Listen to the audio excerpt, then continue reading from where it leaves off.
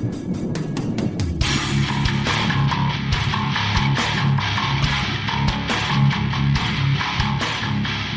to Bitstorm, a very special episode of our comedy game design podcast by two guys who know nothing about comedy nor game design. This week, you might notice it's a bonus episode. It's a bonus episode. It's a bonus episode. We're releasing it a little bit early, and there will still be a regular episode this coming Monday, but we are doing a bit of a post-mortem of our Global Game Jam experience this week. Joining me, as always, is Trevor Scott. Hello. So this week we became two podcasters that now know a little bit more about game design. That's true. Just a small amount. Yeah. We made a game together, and you know what? It was fun. Well, making it was fun. I'm not sure the end result was all that fun. I think it would be with a bit of polish. So we made a game. Shall we? Let's talk a little bit about the whole experience and the process we got to sort of thinking of the idea and developing it. Shall we? Yeah. Okay. So yeah, it was at AIE in Melbourne. We showed up a bit late, which meant we thought we were going to be able to show up and just find a team, but unbeknownst to us, it seems most people kind of find their teams ahead of time, ahead of even finding out the theme, which was unfortunate. And a lot of the computers were taken, and we were a bit concerned that we weren't even going to be able to find computers next to each other. And then, we've gone through level 2 and then level 3, and it's like, where the fuck are we going to find a seat? We go down to level 1, and there's a seat right there in, room 102. It's like a room with barely anyone in it. So, room 102 represent. Yeah, so we did that. We found out the theme, which was transmission. After an excruciatingly long keynote, multiple keynote speeches, quotation mark speeches. Look, I found one of them very funny. Yeah, but it still went on way too long. Went on just a little bit too long. The other one was intentionally long. It had this woman at the start who just stood there and looked at the screen, and it felt like 30 seconds had gone by, and she hadn't said anything. Yeah, I think there was a point that was sort of supposed to be made about sort of introspection and finding it within yourself to make your game or something, but oh my god, it was tedious. However, I'm sorry, Global Game Jam. The actual keynote speaker in Melbourne was fantastic. She was good. She actually gave me some ideas on I can't remember what they were now because that was a lot of not much sleep ago. Yes. Oh, by the way, I did not sleep at all during the Global Game Jam, pretty much. Ben at least got some sleep. Particularly that first night. Yeah, we'll talk about that soon. We'll get to that. But, I just remember being inspired after that. And then the real one, the actual Global Game Jam sponsored one came up, and it was like, oh, God. This is taking so long and long and long, and it was 15 minutes. There were a lot of people who were anxious to get started and find out the theme. And I don't know if that was part of the joke or not, because presumably the people who made these keynote speeches knew that people would be waiting. But it was painful. Mm. And look, the Global Game Jam organizers do a pretty good job. And obviously, particularly Giselle here in Melbourne ran this thing, amazingly, really and well. dealt with any issues that came up, and is just a great figure in that space. But anyway, I think we've gone on long enough about the keynote speakers. So we found out the theme transmission. We sort of went back to the computers that we'd hijacked, or we didn't hijack them, that we'd placed our stuff at. Yes. And wondered how we were going to find a team, and whether we were just going to end up having to use very poor programmer art ourselves. Yep.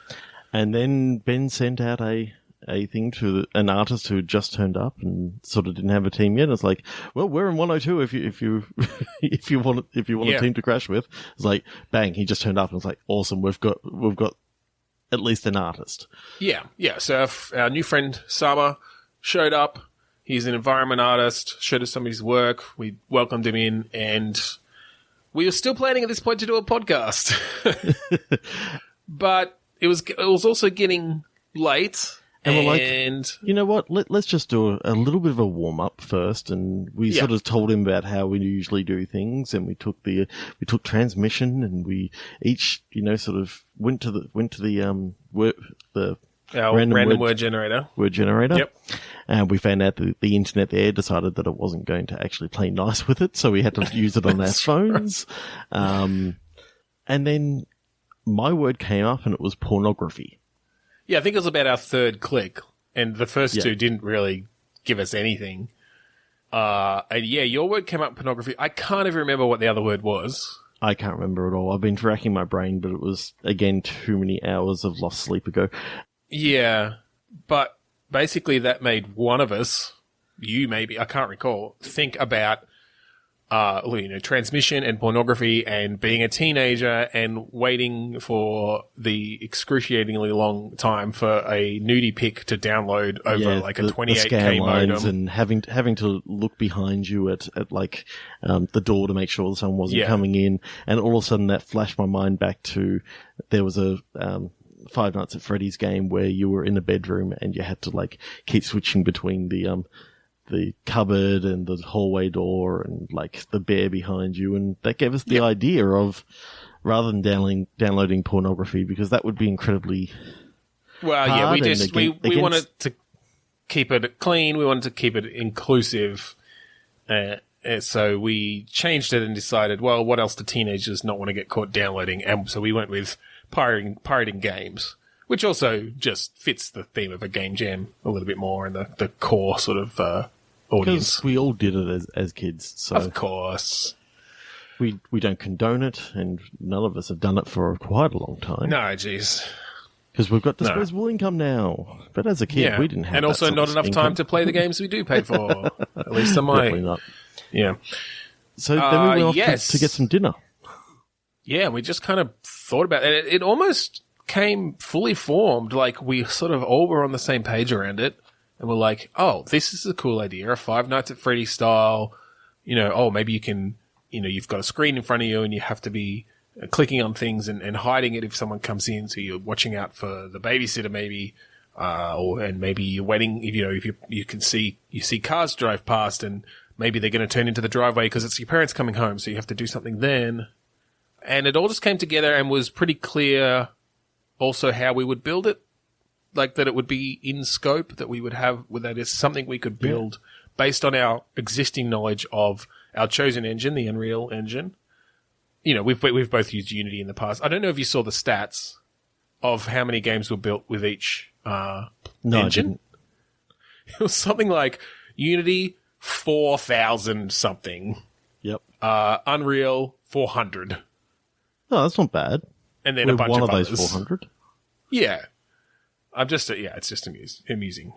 We do have some Unity experience, but we're a bit rusty with it, and we'd been training up a bit on Unreal. Yeah. And, I've got an idea for a mobile game again, which I always have ideas for mobile games, and I'll most likely be doing that in Unity. But, I'm also planning on doing a 3D game in Unreal, so we'll see which comes first. Never know. Yeah. So that was cool. We sort of had that ready to go, and we set some goals for that evening, which was just to sort of get the looking mechanics working, and managed to achieve that, along with some additional stuff, which was sort of getting stuff on the screen of the little monitor we created. Our friends, Sama did. Well, yeah, Sama created that. And in fact created almost all of the assets that night and stayed up till 2 a.m. while we slept because he had stuff to do the next day. Could you actually hear, listeners, the air quotes that went along with slept? Because it turns out that they've been doing some renovations at AIE and decided that they weren't going to allow us to turn the lights off in the sleeping area. So that night, everyone who was trying to sleep in that sleeping area had blaring bright lights the entire time. For some reason, I decided to stay there rather than Well, going we back to kind our of didn't lab. know. Yeah, we didn't know how late people were going to be working, whether that was going to be disruptive as well. So we thought, all right, well, this is what people are doing, so we'll just stay in this sleep area. Yeah, Trevor didn't sleep. Yeah, I managed to get some sleep. Ben woke up about 4 o'clock in the morning, saw that I was still awake, reading stuff on my phone. Yeah, and he just looks over to me and goes, "I haven't slept." And I just went, fuck, that sucks, and rolled over and went back to sleep. Yeah, he did. He's been somewhat kept me awake with his snoring, so thanks for that. But I think it was just That's more why the we had lights, earplugs. which I supplied. Thank you. And I had an eye mask, and it worked a little bit, but I just wasn't tired. Like, too much stuff running through my head, and a little bit of light creeping in just made it really, really hard to actually try and get some sleep. I finally, according to the Fitbit app, I fell asleep about 6:30 in the morning, and then woke up and missed breakfast entirely. So yeah, well, because I woke up about 7:30, I was like, all right, I'm getting up, I'm going to go get some more work done. I actually got a ton of work done by myself. Like, I think you woke up at whatever it was then, 9 o'clock or something, and came up and I was like, oh, I've done this and done this, I did this. We've got a screen up, we've got all this stuff happening, and I was like, oh shit. Yeah, well, that's it. Instead of just a screen that we could flash between two different bits that we'd had the night before, I think I had some like icons and stuff on there, and yeah. So well, I made the icons, so you wouldn't have had. No, I had some. I think I had some dummy icons on there. Yeah. Yeah, you made all of the graphics for the actual screen for the OS what was showing on our FOS. But yeah, so and then over the next from that point 36 hours or so, we just worked on it and occasionally went and got food and slept and where we could, and built it as much as we could and got as much done as we could. And so, I think it turned out reasonably well. There's definitely some things we missed out on that we would have liked to have added, like the parents coming home, like it actually ending. Yeah, we decided at some point that the parents coming home would sort of be the final end state. That even if you've managed to avoid the babysitter's gaze on your piracy up until that point, that the parents coming home would be right. That's the end, and sort of that'll finish it off. But we didn't get to implement that. Unfortunately, we got it working with them driving into the driveway and the sound and stuff. We didn't have time to get the logic in there. It was already past noon on the Sunday by this point. And then, my favorite part was when Ben decided at 1:45. We had to finish at 3 o'clock. Ben decided that he was going to try and add some text to the babysitter and we broke needed the something animation in there for the next 40 fucking minutes. We needed something in there. In fact, hour, I reckon it was. We needed the babysitter to say something at the beginning so it would give at least some goal or some context for what the fuck is going on in this game. And also something that when they catch you, it doesn't just come up and say you're grounded in the Dark Souls font. Which I'm pretty pleased with how that looked. Yeah. But yeah, I did break some shit then and spend a long time trying to fix it up until probably about 15 minutes before we were supposed to have, or at least have started uploading it, and then we had to build it, and it was these huge files that we're trying to upload while everybody in this building is also trying to upload to the same place. It was kind of fun. I think our source files at the time were like 1.5 gig because we still had all the starter content and all that stuff. Well, and all the built stuff as well, and and then finally Ben's like, "Oh, maybe I should just download the source code off of the Git repository." Of GitHub, which had all the stuff ignored. Yeah, and it was 60 meg or something. So we finally uploaded that. I built that at home, by the way. It works. So, so we got that uploaded and we were done. But you know what? I look at what we did in 48 hours, and I go for a programming man team, which one of us technically wasn't doing much programming because we decided to do pair programming, which was good, particularly that first day. Oh, me sitting over Ben's shoulder going, that may not work. Maybe you should do it this way, and then him going, that's not going to work, and then just arguing for 5 minutes. And then doing it and having it work. Is that what you mean? Yeah, pretty much. Look, that was one benefit, is you catching the things that I missed, but also just, we neither of us are particularly experienced in it, and just, trying things out and talking things over as we do them. And look, some programmers are going to look down their noses at us for this, but we didn't write one line of code the whole weekend. It was all done in fucking great. Unreal Engine 4's blueprint system. We just used their code. Well, this is it. There's like C++ behind it. Yeah, and we understand it enough. Like, we could write a lot of that C++ underneath. It just would have taken us a hell of a lot longer. And it's there for prototyping like this. It's perfect for that sort of thing. Yeah. I mean, if we'd been a bit more experienced, I think there's some stuff where it ends up in a lot of spaghetti blueprint where we would have just gone, let's just put this in the C++ class. But we didn't want to spend that time getting that to work and making sure it was compiling and making sure Visual Studio was working properly and stuff. So I think we made the right choice for this game jam. For this game jam. The only thing that we weren't sure about was how to actually, in the future, do that and have both of us working on blueprints at the same time. Because it seemed to be unlike, C++ or something like that, where you can very quickly go, okay, this is what's changed in the code. They're all binary files, so you can't really see what Ben's changed last time. And I think you just have to be really careful about one person's working on one blueprint file or something at a time, and that the other person doesn't change it in that time. Yeah. Which is difficult when you're working on a feature and jumping between different blueprints to make sure they interact properly. That would be really difficult. I don't know how people do that. Maybe we'll look it up for next time and see if there are options. Or maybe next time we'll be experienced enough and we'll go, blueprint. And just write everything in C++. No, there's definitely some stuff. Like all the programmers that we talk to, and they say, "Oh my god, you guys are using Blueprint. Don't you know how to write code?" It's like, aren't you coders? It's like, fuck off. Yeah. Fuck off. You had 18 programmers, and we had 2. Yeah. Look, ours wasn't the best game, but obviously it's not a contest. It's all about the experience, and I think we had a really good experience with it. Sleeping problems aside. Yeah, we'll definitely do it again next year.